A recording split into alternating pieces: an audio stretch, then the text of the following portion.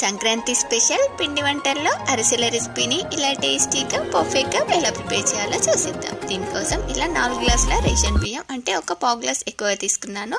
KG కంటే కొంచెం ఎక్కువ రైస్ని తీసుకొని ఒక 12 అవర్స్ పాటు అంటే నైట్ అంతా నానబెట్టుకొని ఇలా క్లాత్ పై వేసి ఒక 15 మినిట్స్ ఆరబెట్టుకోవాలి. తో పట్టుకుంటే ఇలా కొంచెం తడి తగులుతూ ఉండాలి. దీన్ని మిల్లులో కానీ ఇలా మిక్సీ జార్లో కానీ వేసుకొని మెత్తని పొడిలా గ్రైండ్ చేసి ఇలా తడిపోకుండా ఒత్తి పెట్టుకోవాలి. ఇప్పుడు పాకం కోసం కేజీ బియ్యంకి 3/4 కేజీ బెల్లం వేసుకొని ఒక టీ గ్లాస్ వాటర్ యాడ్ చేసుకొని పాకాన్ని పట్టుకోవాలి. దీనిలో ఇలాచి పౌడర్, నెయ్యి యాడ్ చేసుకొని ఇది ఇలా మనకు ముద్ద పాకం వచ్చేలా, మరి లూజ్గా కాకుండా మరి గట్టిగా కాకుండా ఇలా ముద్ద పాకం వచ్చేలా పాకం పట్టుకొని దీనిలో కొంచెం కొంచెం తడి బియ్యం పిండిని వేసుకుంటూ ఉండలేమి లేకుండా బాగా మిక్స్ చేసుకోవాలి.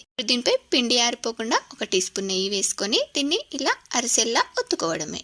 డీప్ ఫ్రైకి సరిపడా ఆయిల్ వేసుకొని దీనిలో ఒక చిన్న పిండి ముద్దను వేసామంటే మనకి ఇది ఇలా బాగా పొంగుతూ వచ్చిందంటే అరిసెలు పర్ఫెక్ట్గా వస్తాయి. మనకు పాకం సరిగా రాకపోతే అరిసెలు విచ్చుకుపోతాయి, మరి ఎక్కువ పాకం వచ్చినా కూడా అరిసెలు గట్టిగా వస్తాయని గుర్తుపెట్టుకోండి. వీటిని ఇలా 2 వైపులా ఫ్రై చేసుకొని ఇలా జాలిగరిటతో కానీ లేదంటే ఇలా జాలి గిన్నెలో కానీ వేసి బాక్స్తో ఒత్తామంటే అరిసె నుండి ఎక్సెస్ ఆయిల్ అంతా బయటకు వచ్చేసింది. ఇప్పుడు అలాగే ఇలా అరిసెకి నువ్వులను కూడా అప్లై చేసి చేసుకుంటే నువ్వుల అరిసెలు కూడా రెడీ అయిపోతాయి. నచ్చితే సబ్స్క్రైబ్